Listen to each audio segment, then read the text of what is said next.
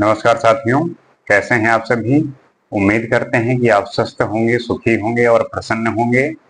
जैसा कि हम प्रयास करते हैं और जानने के इच्छुक होते हैं किसी न किसी विषय को लेके, उसी श्रृंखला में आज हम बात करेंगे भारत का जो राज्य चिन्ह है, स्टेट एम्बलम ऑफ इंडिया, उसको लेके काफी आजकल न्यूज चल रही है। आपने देखा ही होगा कि जम्मू कश्मीर में कुछ लोकल वहां के लोग उस चिन्ह को मिटाने की कोशिश किए पत्थरों से, और तब वो बात जो है पूरा नेशनल इशू बन गया है। लोग उस पर काफी ज्यादा बातें कर रहे हैं और उसका क्या महत्व है और उसके बारे में हमें जानकारी होना चाहिए, क्योंकि आप जो भी आधिकारिक रूप से राजपत्र में कहीं पे भी देखते होंगे तो उसका एक अपना महत्व है, उसकी अपनी एक गरिमा है।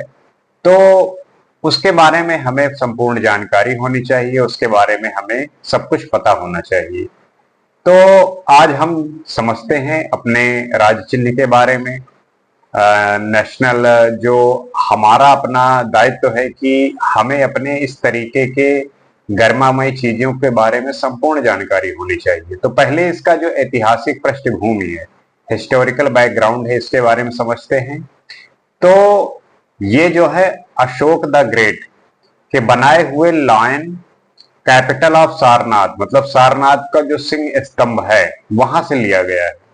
और इसका जो निर्माण हुआ था वो आज से 250 ईसा पूर्व में बनवाया गया था। और ये सारनाथ वही जगह है जहां पे गौतम बुद्ध ने अपना पहला उपदेश दिया था। तो इसका इस वजह से इतना इंपॉर्टेंस हो जाता है क्योंकि जो सम्राट अशोक थे वो बौद्ध धर्म से काफी प्रभावित हुए और उसको बाद में अपनाया। तो उनके प्रभाव से उन्होंने ऐसे बनवाने का निर्णय लिया और फिर इंडिया ने 26 जनवरी 1950 को रिपब्लिक घोषित किया और इसे जो है नेशनल एम्बलम के रूप में अडॉप्ट किया। तो ये इसका ऐतिहासिक पृष्ठभूमि है, यह इसका हिस्टोरिकल बैकग्राउंड है, जिसे आप ये जान सकते हैं कि ये हमारे जो सारनाथ उत्तर प्रदेश में है, बनारस के पास, वहां पे जहां पे पहली बार गौतम बुद्ध ने उपदेश दिया, तो इस वजह से उसका अपना एक महत्व हो जाता है।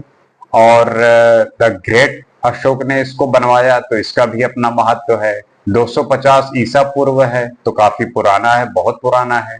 और फिर 26 जनवरी 1950 को जिस दिन हम रिपब्लिक हुए, उस दिन इसको जो है अडॉप्ट किया गया राज्य चिन्ह के रूप में। अब इसका जो स्ट्रक्चर है, सिंबोलिज्म है, कहने का मतलब जो संरचना और प्रतीकात्मकता है, ये कैसे हम इसके बारे में जानते हैं। तो आपको पता है कि इसमें जो है 4 शेर है, मतलब कि 4 लायंस है। आप देखेंगे उसको तो ऊपर जो है सामने ऐसे 2 दिखेंगे, साइड और ऐसे साइड करके 2 होंगे।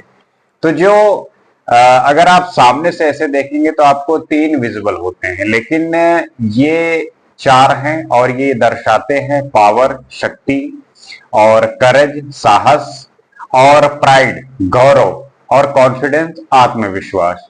तो ये 4 चीज वो प्रदर्शित करते हैं, वो बताने की कोशिश करते हैं कि पावर, साहस, आत्मविश्वास और गौरव, ये चारों मिलके जो है एक संपूर्ण, एक कंप्लीट जो है समृद्धि का प्रतीक और एक जो राज चिन्ह होना चाहिए किसी भी देश का, और उसमें की उसकी जो विशेषताएं हैं वो प्रदर्शित करता है। तो आप इसके जो नीचे के भाग में देखेंगे, जो इसका अबेकस है, बेस है, मतलब कि जो आधार या चबूतरा है, वहां पे देखेंगे तो इसके बेस में भी 4 एनिमल्स हैं और लाइफ के अलग अलग फेज, और जो इसका डायरेक्शन सिंबोलिज्म है उसका अपना महत्व है। तो जैसे कि उन चारों में से पहला एक लॉयन है। तो आप लॉयन को देखेंगे तो उन चारों में लॉयन का ये है कि जो नॉर्थ डायरेक्शन है उसका, वो प्रतीक है करज और ब्रेवरी का। वो शेर जो नॉर्थ डायरेक्शन में है वो करेज और ब्रेवरी का प्रतीक है। तो उन चारों में से पहला जो है वो शेर है। सेकंड जो वो बुल है, सांड, वेस्ट डायरेक्शन में जो है। अब उसका ये मतलब है कि हार्ड वर्क और स्टीडीनेस और फेथ, ये उसका प्रतीक है। तीसरा आप उसमें देखेंगे हॉर्स बना हुआ है। आप उसको खरीद लाइए और उसको आप देखिए, तब आपको ये समझ में आएंगे। तो हॉर्स जो है वो साउथ डायरेक्शन में है, तो वहां पे वो उसका लॉयलिटी, स्पीड और एनर्जी का प्रतीक है। और जो चौथा है वो है एलिफेंट। एलिफेंट जो है वो ईस्ट डायरेक्शन में है, और उसका जो मतलब है वो है विजडम, स्ट्रेंथ और रिस्पॉन्सिबिलिटी। तो इन जो बेस पे, जो अबेकस पे ये बने हुए हैं, हाथी, घोड़ा और सांड बुल और सिंह लॉयन, तो इनका जो है अपना एक प्रतीक है, इनका अपना एक महत्व है। और उसके बाद फिर आप बीच में देखेंगे अशोक चक्र। तो जो अशोक चक्र है वो हमारे लॉ, न्याय, धर्म और मोशन, गति को प्रदर्शित करता है। ये बताता है कि लाइफ हमेशा प्रोग्रेसिव मोशन में रहनी चाहिए, हमेशा प्रोग्रेसिव मोशन में रहनी चाहिए। यही चक्र हमारे नेशनल फ्लैग तिरंगा के बीच में बना हुआ है। आप जब तिरंगा देखेंगे तो उसमें बीच में जो चक्र है, वही यही अशोक चक्र जो है उसे बोला जाता है। तो ये प्रदर्शित करता है कि हमेशा हमें प्रोग्रेसिव मोशन में रहना चाहिए, और इस तरीके से हमें जीवन अपना जीवन को अपने साधना चाहिए और चलना चाहिए। उसका जो मोटो है, जो उद्देश्य, जो उसका उद्देश्य है वो क्या है कि उसके बेस के नीचे लिखा हुआ है सत्यमेव जयते, अर्थात सत्य की हमेशा विजय होती है। तो सत्यमेव जयते जो है वो मंडोक उपनिषद से लिया गया है। आप उपनिषदों के बारे में जानते ही होंगे, तो उसी में से ये सत्यमेव जयते लिया गया है, जो मुंडोक उपनिषद है वहां से। और उसका यही मतलब है कि ट्रुथ अलोन ट्रेंड्स, मतलब कि सत्य की ही विजय होती है। और ये बताता है कि ट्रुथ जो है सबसे सुप्रीम पावर है। तो हमारी जो अपनी समझ है इस प्रतीक के प्रति, राज्य चिन्ह के प्रति, वो एक मजबूती उसमें होनी चाहिए, हमें उसके बारे में पता होना चाहिए। और आप इसको देखेंगे कि जो लीगल एस्पेक्ट हैं, इसके कानूनी जो पहलू हैं, उसमें इसका काफी यूज होता है। आप स्टेट एम्बलम का प्रयोग government of India, state government काफी करती हैं, और इसका प्रयोग जो है आप गलत तरीके से नहीं कर सकते। इसका गलत अगर आप प्रयोग करते हैं तो आपको जो है दंडनीय हो सकते हैं, आपको इसका दंड मिल सकता है। तो केवल Rashtrapati Bhavan, supreme court, parliament, government ministries, currency notes, passports, official seals और जो नेशनल अवार्ड हैं, वहीं पे इसका प्रयोग किया जाता है।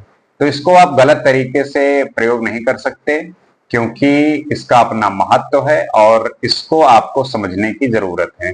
इसका जो सिंबॉलिक मीनिंग है ये हम पहले डिस्कस कर चुके हैं कि जो 4 लायंस हैं वो नेशनल पावर, डिग्निटी और प्राइड को प्रदर्शित करते हैं। जो 4 एनिमल्स हैं वो एशियंट इंडियन कल्चर के सिंबल्स हैं, जो धर्म और लाइफ वैल्यू को दर्शाते हैं।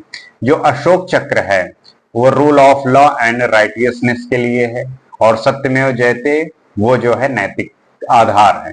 तो इससे हम ये सीख सकते हैं, और हमारे जो राज्य चिन्ह का अपना वैल्यू है वो बहुत महत्वपूर्ण और हैवी है। अब इम्पोर्टेंस ये है कि ये सिर्फ एक सिंबल ही नहीं, बल्कि इंडिया की जो सॉवरेनिटी है, संप्रभुता है, यूनिटी, एकता है, और इंटीग्रिटी जो है, हमारी अखंडता, और जो हमारा कल्चर हेरिटेज है, इसका प्रतिनिधित्व करता है, इसको बताने की कोशिश करता है। और ये हमेशा हमें रिमाइंडर कराता है कि हमारा देश जो है वो ट्रुथ, जस्टिस और धर्म पर खड़ा है।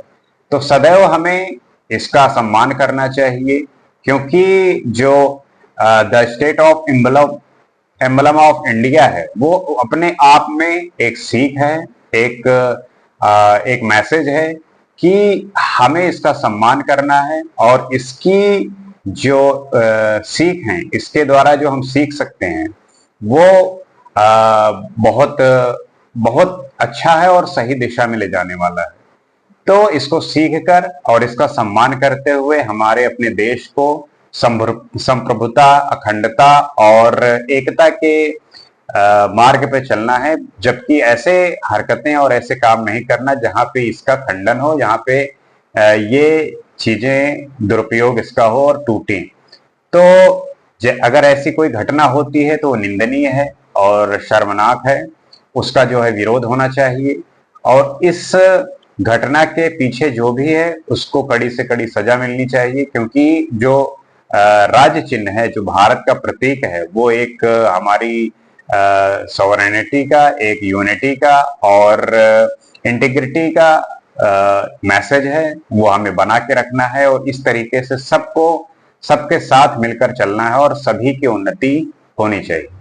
तो उम्मीद करते हैं कि जो स्टेट एम्बलम ऑफ इंडिया है और जो हमारा भारत राज्य चिन्ह है भारत का, वो उसके बारे में आपको पता चला होगा, आप इसके बारे में अवेयर हुए होंगे। अब वैसे पहले से ही आप इसके बारे में काफी कुछ जानते रहे होंगे, लेकिन हमारा जो अपना एक इस बात को लेके हम बातचीत करते हैं किसी विषय को लेके, तो इससे आपको काफी समझ मिली होगी, जानकारी मिली होगी। इसी तरीके से किसी नए विषय पे कुछ और हम बात करेंगे। आज के लिए इतना ही। नमस्कार।